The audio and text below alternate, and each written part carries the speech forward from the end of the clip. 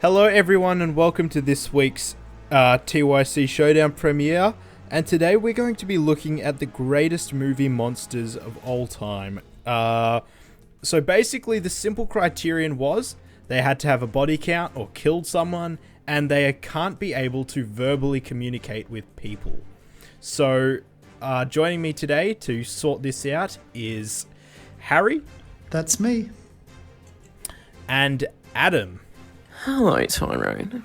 So basically we've just got this massive monster mash. We've got 16 of cinema's most iconic creatures, and we'll be going through them today, and I think we should just get straight into it.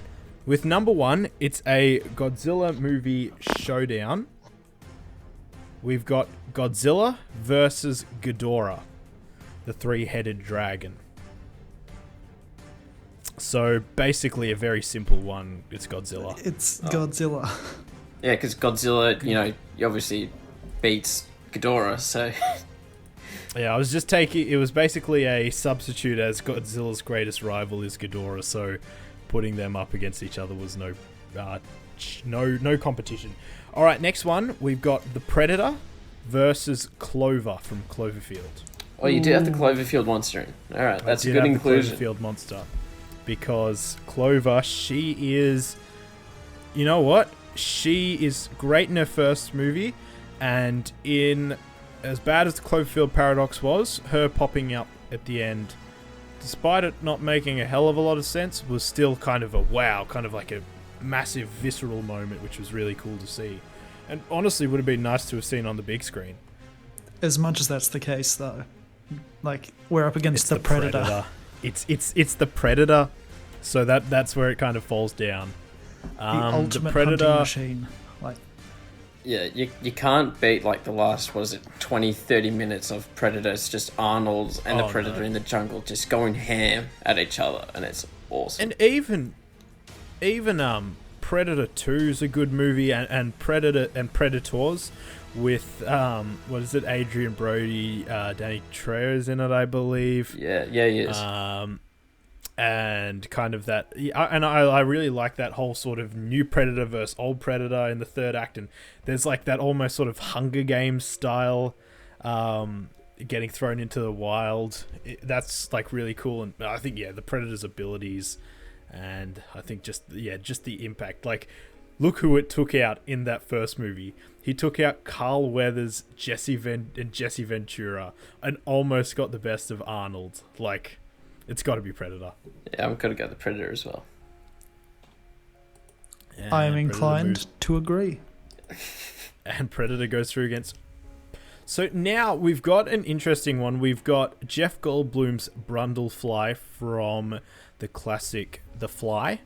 Or we have the Werewolf from American Werewolf in London. Specifically that movie? The John Landis film. So I was contemplating, I know none of us would have seen the Wolfman or the new 2011 Benicio del Toro one, I believe it was, with him. Oh, no. But I think that when looking at these two, I like American Werewolf in London is like this really great film, but I kind of like it. I think it works. That film works better when it's focused on the characters rather than the werewolf. And I mean, I think like ultimately when you get to the werewolf, it's cool, but I think it's not as impactful as Brundlefly, when Jeff Goldblum starts to tear himself apart as the Fly, and that slow sort of descent into a monster. You see the creation of the monster, it happens right before your very eyes, and it's the most grotesque thing. It's foul, and it's really well done. The practical effects on that was really, really good. I think I haven't seen American Werewolf in London in a long time either, but I think you're right that it's more about the characters, seeing I think ghosts and everything. The Fly is David Cronenberg's kind of horrifying body horror done to just the perfect level. It's not over the top, but it is still so unsettling. So we're going to take Brundlefly over the werewolf. We are. So. All right, next one. So these two, this versus movie would be very interesting to watch. We've got the American classic King Kong from his films versus the Gremlins. Oh God, what am I more afraid of? Because the Gremlins will chuck you in a box, fly you into a plane, and then they will just drop you from sky high. Yeah, whereas King Kong, you could have just left him on the island and it would have been fine. Oh, yeah. I do like... There's one moment in Gremlins 2, like that classic moment where it's just like, so what, you can't feed him after midnight. Isn't it always technically midnight? And the gremlin just kind of goes, and eats you. Yeah, the Gremlins 2 is like perfectly self-aware about like the rules and everything. It's hilarious. Hulk Hogan and everything. It is a great film.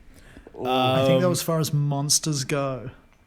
As movie, I'm even struggling with that, the movie monster part. But like, how are we judging the monsters though? Because like King Kong, he's kind of a good guy. Like he's got that humanity side to him, and like.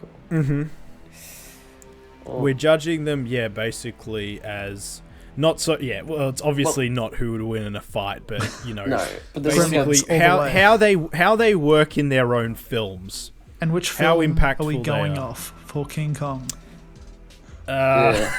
Is that a monkey? Because I think we've got. I think basically the two we'll take will be Peter Jackson's 3-hour epic with Jack Black and Kong Skull Island. What about the original? That's probably the best one.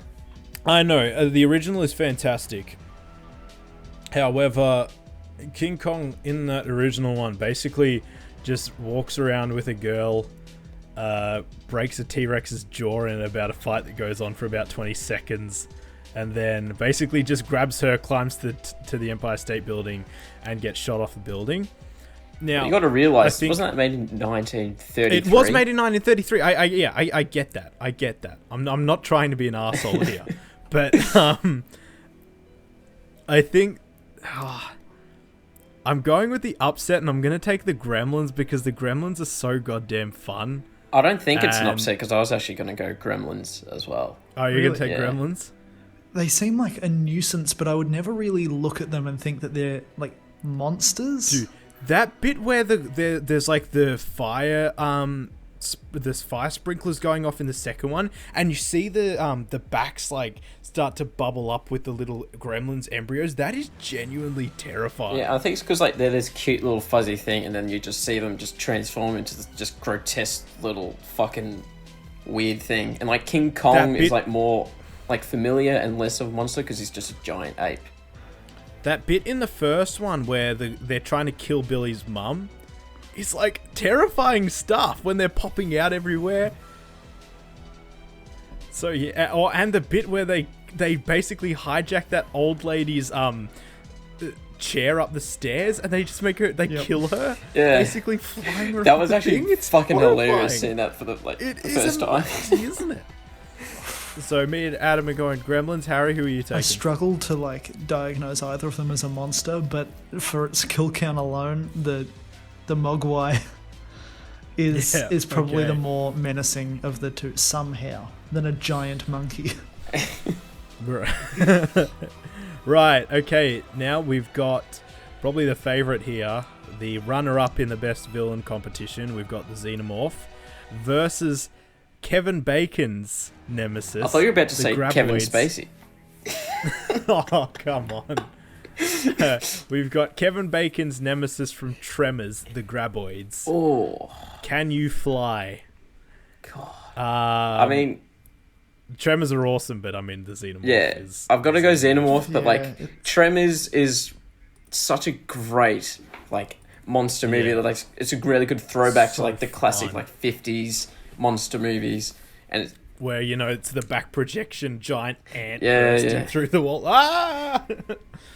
So, okay, now we've got an interesting one here. Of Tremors, but... We've got the classic Frankenstein, who has had numerous questionable outings. Yeah, Frankenstein, looking at you. Or... Locally filmed Frankenstein. strangely, this is the first time this has actually showed up on a list, this film franchise. The Ghostbusters nemesis, the Stay-Puft Marshmallow Man. I was actually wondering at the start of this video if that would be a contender. Right, yes. Because that causes a hefty amount of destruction. Someone would have died somewhere. Oh. That is... For sure, people died. Sure. Suffocating in marshmallow Someone goop. must... Yeah, exactly. Frankenstein's iconic, but Frankenstein's been in so much garbage. crap. Yeah. I don't love, but I'm always been fascinated with that original sort of story of it. But I think in film form, because it is best movie monster, I think Stay-Puft Marshmallow Man is kind of like this perfect punchline to a joke, because and I think just like the way it's set up and alright, everyone clear your mind. And of course, the one person it's Dan Aykroyd going, I thought of something that could never hurt anyone. The Stay-Puft Marshmallow Man. Just the greatest reveal shot of that thing marching through New York City is such a classic bit of comedy. So I think even though it only shows up for about 10 minutes, compared to all of the schlock and crap that Frankenstein's been in, I'm going with the Stay-Puft Marshmallow Man. I just want to quickly intervene before we get all the comments. This is Frankenstein's monster we're referring to. If we call it Frankenstein... Not Dr. Frankenstein. Yeah, we mean Frankenstein's monster. Yeah. Just thought I'd save you the time. You asshole. Yeah. Don't be that person who corrects people. Yeah. Just don't. Yeah. Have fun. All right. And Harry, who are you taking? Are you taking the Marshmallow Man, or are you taking the Green Man? So hard to discredit Frankenstein's monster so early, but he's definitely such a literary character. And if it's best movie monster, I struggle to think of an execution that's as good as Stay-Puft Marshmallow Man. So Boris Karloff's I'll original. have to go that. Boris Karloff's original is of course iconic, but however, I think aside from that, and even then it's a very like corny sort of 1940s retelling of a story, which is far more tragic than that movie makes it out to be. Okay, so now we've got a very interesting one. We've got The Thing from John Carpenter's classic, and we've got the Kraken from The Clash of the Titans, the mighty beast that only appears in the final 10-15 minutes of both of the films. So the 80s adaptation, and of course everyone remembers the classic Sam Worthington shitstorm was the new one. That's actually the only one I've seen. I haven't seen the 80s original one. The 80s one is great. I think is it Ray Harryhausen? I don't know. But like The Thing is such a great movie monster. Desmond Davis. Okay. No, but like The Thing, just like the many forms that like it takes on in the film is like so good, and like all the special effects, not special effects, like the practical effects, and like you can never like properly work out like who the monster is killed first, and like and like just. But thank God we have the 2011 thing to clear up any loose questions that you had about it. Isn't that great? I couldn't even finish that. I actually didn't even finish that movie. That movie sucks. Such an insult to the original. Oh yeah, it's genuinely insulting because it goes back and does damage to the original. Wait. I've never brought myself to watch the 2011 thing because I don't see any reason to. But the concept of the Thing and the monster itself, the Thing, are also daunting and horrifying. And the fact that movie ends with 2 people left and you still can't be sure, whether the Thing's one of them. It's like you can't trust anyone or anything. It's got to be the goddamn Thing. It's clobbering time. Especially the dog scene as well. Like when the dog starts to transform. Flower face. Oh. It's just gross.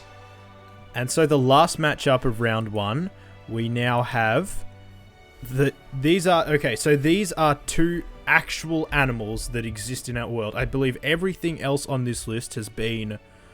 So these ones are terrifying because they're something that walked, lived, and breathed on Earth. So first we've got... Oh, well, not walked for this one.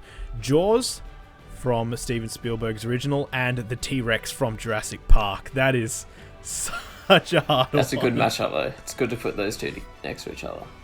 Yes. Jaws and the T-Rex. I feel like the T-Rex, based on like imagery, of course, is more iconic. I mean, simply just for that shot of when dinosaurs ruled the Earth. And it is the classic. It is the one that we see in Jurassic Park and in Jurassic World, which fights the Indominus. Because, I mean, regardless of our feelings about that movie, that end fight is pretty damn awesome. Yes. I've forgotten even the end fight. It just sort of... It blended into the rest of that mediocre movie that I just erased. I mean, I hate the movie, but I love that fight. Well, like, even the fight at the end, though, like, they don't even let the T-Rex finish it off. They just let the Mosasaurus come out and, like, you know, get it. But, yeah, whatever. I think in terms of, like, what's a better monster... And then I think of, like, that bit in Jurassic Park where it's, like, objects in the rear mirror are closer than they appear. Yeah. Because these are both of... Probably the Spielberg's two most horrific creatures, I'm thinking.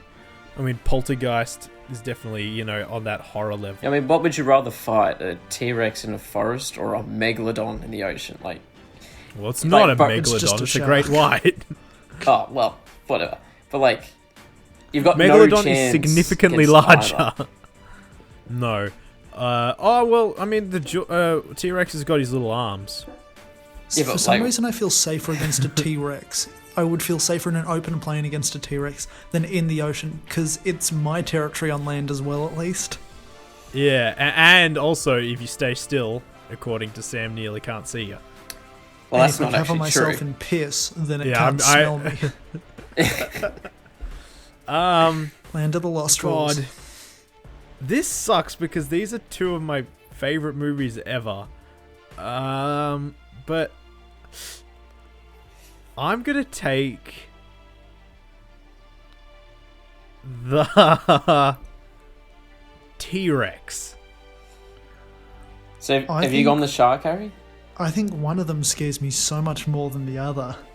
I think that Bruce is such a horrifying monster that has scarred us all in any body of water since. Yeah. T-Rexes exist outside Jurassic Park, but I don't think sharks exist in our knowledge outside of Jaws in the same way. Yeah, like, I want to say T-Rex because of how just fucking awesome it is, but, like, Bruce is, like, he's done so much more and, like, has scared people way more. Like, he's, like, years after that movie, people just didn't want to go in the water. And, like, you can understand why, because, like, even now, a shark that's half the size of the one in that movie will just fucking tear you to shreds. And, like, there's no T-Rex around anymore. But, like, I mean, they're still scary, but, like, yeah, I'm gonna have to go with shark as well. So Jaws or Brucey moves through to the second round. Okay. I didn't see that going that way. Now we've got round two. I think things are going to start to... I mean, there's one matchup which I think will be quite easy for us, but the others three will be quite hard, I reckon. So first one, we've got Godzilla versus the Predator. I think that based on movie monster, I think that kind of you take Godzilla's kind of cultural relevance, like it's even a statement on nuclear testing in the 1950s, and even though his movies haven't been like his American movies, like the new one, Godzilla and Godzilla King of the Monsters, I think everyone acknowledges that he's by far the best part of it. Oh yeah, easily. And I think that I think that right now, and the Predator might have been one of the worst blockbusters ever made. regardless of the fact that Predator is one of the greatest movies ever made. Yeah, well, like, you gotta love Predator because it starts off as like this, like, action movie with all these macho buff guys, and they go in and they blow up that like village saying kill all those mercenaries, and then just there's this thing that's invisible and it just starts hunting them down, and the movie slowly turns into like a sci-fi horror, and it's brilliant. That's the thing. I think that Predator is Predator's perfect, but I think that Predator, like, Schwarzenegger and Jesse Ventura and Shane Black all carry that movie more than the Predator does, and I think you kind of don't even care that the Predator gets such little screen time because Schwarzenegger is so charismatic and awesome in that movie. Meanwhile, when you're watching a Godzilla movie, it's kind of like, all right, get to Godzilla. Meanwhile, with the Predator movies, I think that urge to see the Predator is not as strong. So I think for that reason, I'm going to take Godzilla. Because Godzilla is kind of, he's the main... No one ever steals focus off Godzilla. Meanwhile, with the Predator, I feel like people can. Like the Aliens did, for example, and Arnold Schwarzenegger did. Yeah, I think you're right on that. Like, you really want to just get to Godzilla because he encapsulates what a movie monster is. He's this giant towering thing, and he's wrecking cities and like just going in and like fucking it up, and like just the roar like he has in like the new movies. Oh my god, really so perfect. really good. Now, have you seen Shin Godzilla, that new Japanese Godzilla movie? No. Yeah. Oh, that one.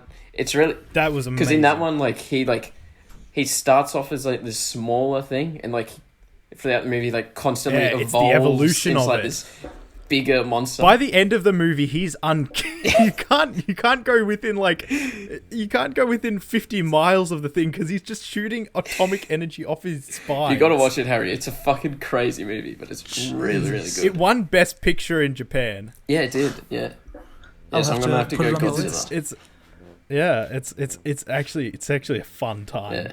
I think. But how are you going to Godzilla just transcends everything pop culture. I think the Predator is so threatening and he's such a great hunter, but he doesn't really embody that monster spirit the same way Godzilla does, as you look at him just standing high over skyscrapers, obliterating anyone and anything in his path. It's just, he's the monster. Yeah. Like, how the hell is King Kong meant to fight him in the new one? Well, judging by the picture theoretically, they're the same size. Well, yeah, no, but you haven't seen King of the Monsters. You haven't seen the end of the King of Monsters, have you? What, Godzilla? He goes subatomic at the end. Yeah. So he's walking and everything around is just melting. So, like, King Kong really shouldn't be able to touch him. Okay, next round we have Brundlefly versus the Gremlins. Who wins in a fist fight? I'm thinking about 50 Gremlins versus a molting Jeff Goldblum. Can you still be Goldbluming? I'd prefer if you didn't, Mogwai. I would love that. Well, yeah, can we get Gremlins 3? Can we have Jeff Goldblum in it? Just for a little bit, please. The actor Jeff Goldblum, not a character played by him. Weirdly for me, this isn't a competition, but I think, like, as awesome as watching... I think you watch you watch The Fly for Jeff Goldblum and the relationship with... I can't remember what the actress's name is, but I think that movie is much more based on sort of the humanity breaking away. And then when you get to a monster, I mean, the build-off and payoff is incredible, yes, but I think that the Gremlins, there's something about them where just they are the best version of that swarm mentality monster, like on a small scale. I mean, there's another creature which definitely has a greater impact as a swarm mentality sort of thing, but I think for this I'm going to take Gremlins.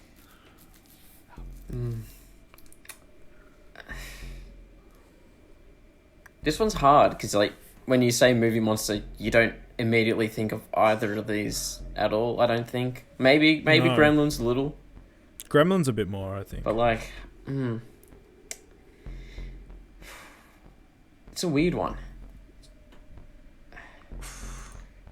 I think I'll go Gremlins because, like, oh fuck, really?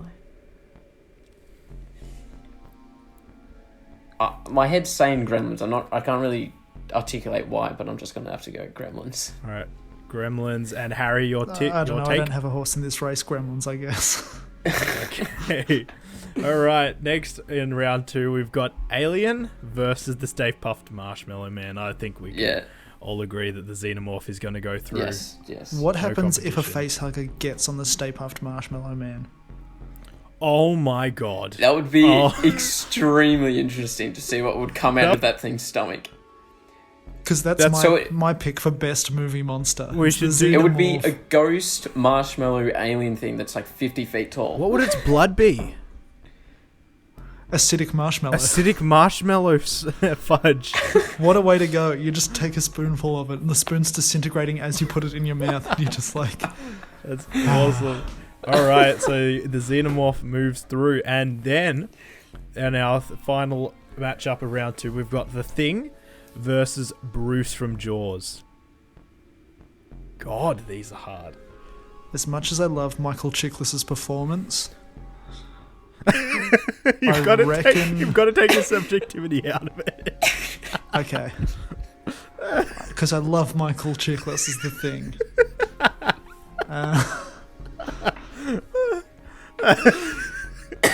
That scene on the bridge, man, it's too much. It's too much. Oh. But then he gets with Kerry Washington. I think I'm going to have to back Jaws, though.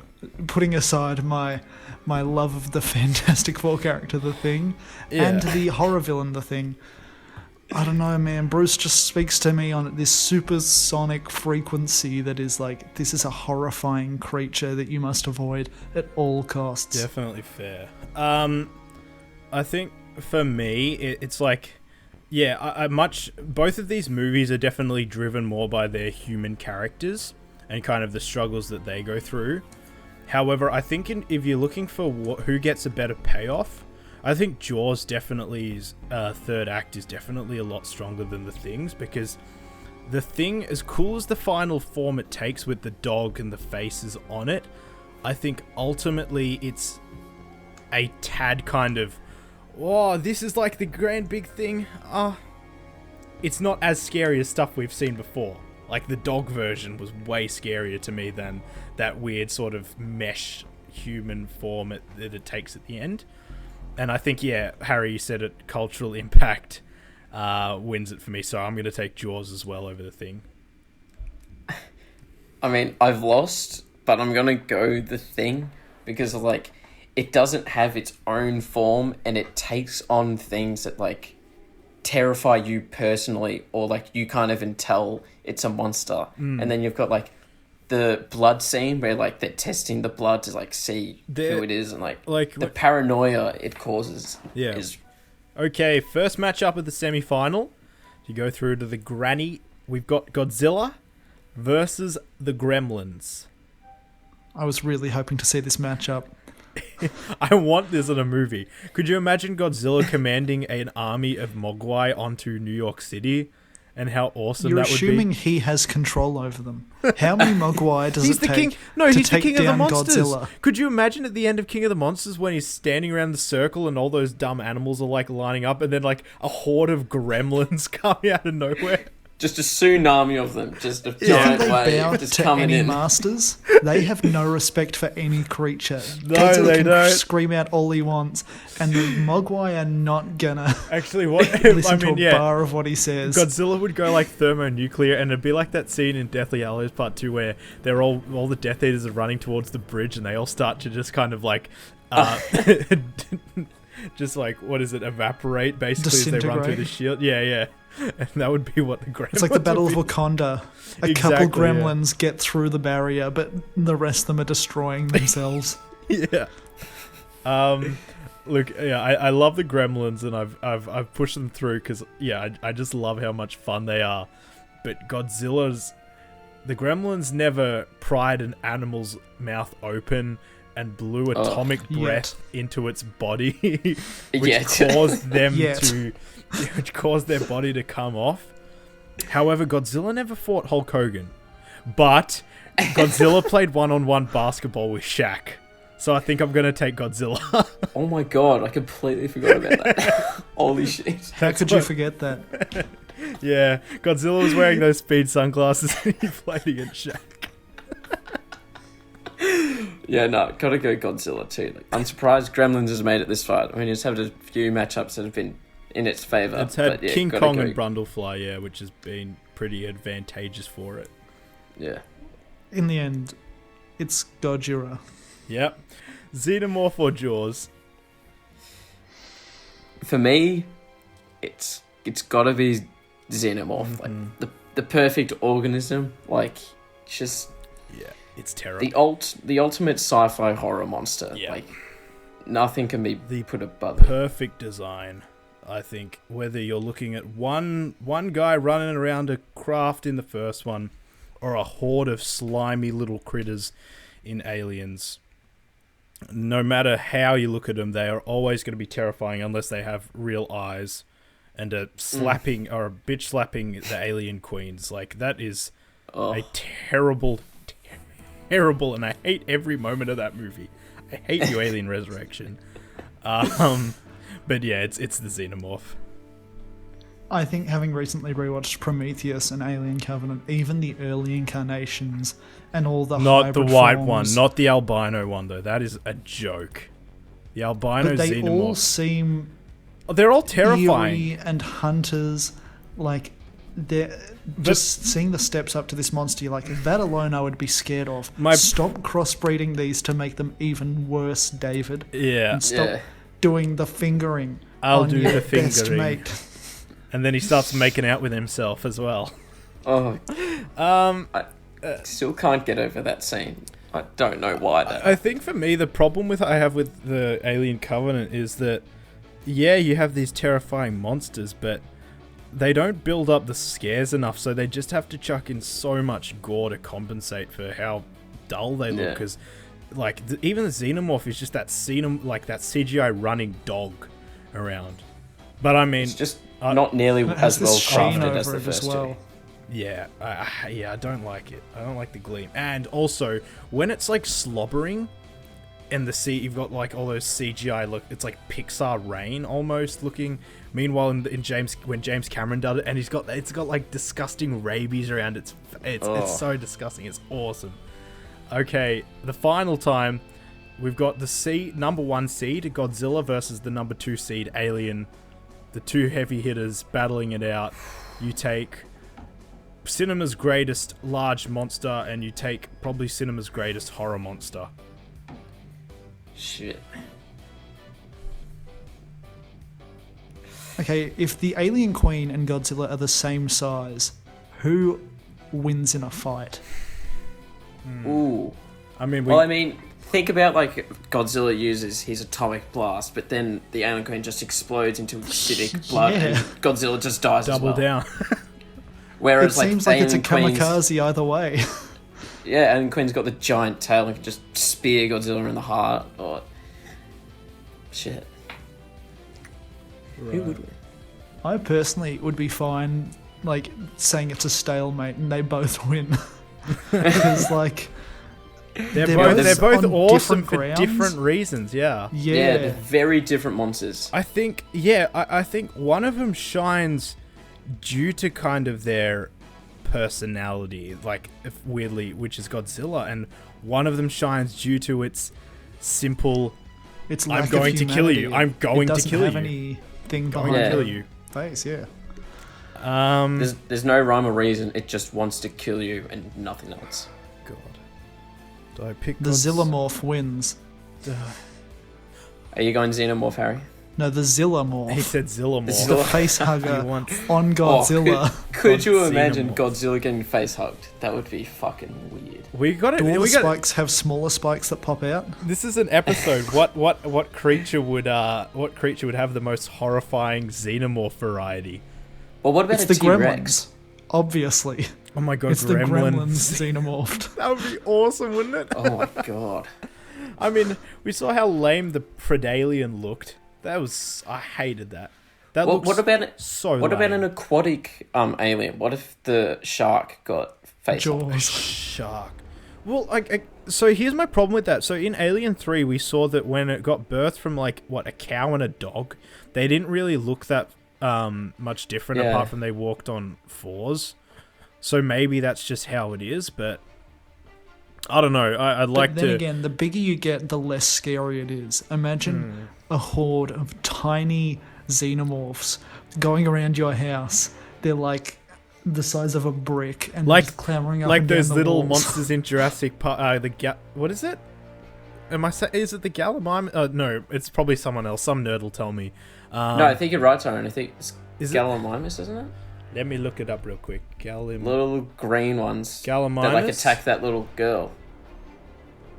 No, they're 2 meters tall. No, the Gallimimuses are the one in the first film where they're walking along and then they see the herd of them, but then the T-Rex just comes out of nowhere and starts eating them. Oh, right. Yeah. Is it Compsognathus? Compsognathus. Yeah, 70 to 140 centimeters. But if I'm going to pick the best movie monster, I think that when I think of monster, I always think of Godzilla. I love Alien, but the thing is, I think I'm going to use my Predator argument as well. You watch Alien for Ellen Ripley as much as you watch it for the Xenomorph. Especially, at least Aliens. Hey, I love Aaron Taylor Johnson. Yeah. What do you want about? Oh, God. I'm gonna make the call and I'm gonna go Godzilla.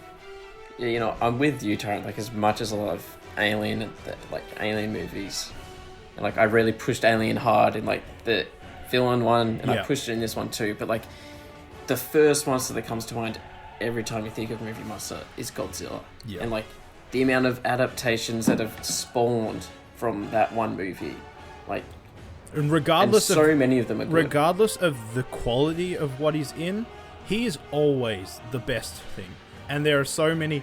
Godzilla has face-palmed in a movie. Godzilla has used his tail as a stand so he can kick a guy. Godzilla has used his atomic breath so he can fly. I think... Oh, yeah. Any ability you want, Godzilla has done. Wow, what a bloody Mary Sue Godzilla is. Well, hang on. So we know in the Roland Emmerich one, she was a woman because she gave birth to the eggs. However, I believe they refer to it as he multiple times in the Japanese ones, and I think Ken Watanabe refers to it as a he in the new ones. I feel I'm probably 100% wrong, but I feel like I can recall him calling it a she. But I'm not sure whether that's just the same boat way. Yeah, that it's a she. All we know is we don't ever see Godzilla hang dong, so we can't be 100% sure. No, he is gender neutral. Oh, damn it! They are gender neutral. It is gender neutral. I made a horrible mistake. Pennywise is gender neutral. I can see that. You can morph into whatever you want. Is gender neutral. Yeah, because it's a massive... And he's a shape-shifting... Wait, isn't a spider with the his true head. form is a weird spider thing. That was so stupid. I mean, it was let's see... I was always interested in it too. Oh, wait, Harry, just before... What are you going to pick, Godzilla or Alien? Because me and Adam are both going Godzilla. I'm going to stand on my own podium for a different competition holding the gold medal for the Xenomorph, because... I can't choose, and you've already decided for me. So Xenomorph wins my competition. Alrighty, so thanks guys for listening. There you have it, Godzilla on a 2-1-0 basis gets through as a winner because Harry could not differentiate the two. But we've taken it as Xenomorph, the greatest, as it slam dunks Shaq and it slam dunks this tournament for the best movie monster of all time. So, what did you guys think? Let us know what your greatest movie monster is, and who you'd like to see fight in a movie. Leave us a suggestion of what the next TYC showdown is. Should it be Kevin Nash? Should it be Michael Chiklis? Just please let us know. I've been Tyrone. I've been Adam. And I've been Harry. And you're one ugly motherfucker. Bye. Bye. Sayonara. You guys were really expecting me to fill the space there. I always drop a wacky zinger, and when I don't, it all falls apart. You guys need me. You guys need me to round this out.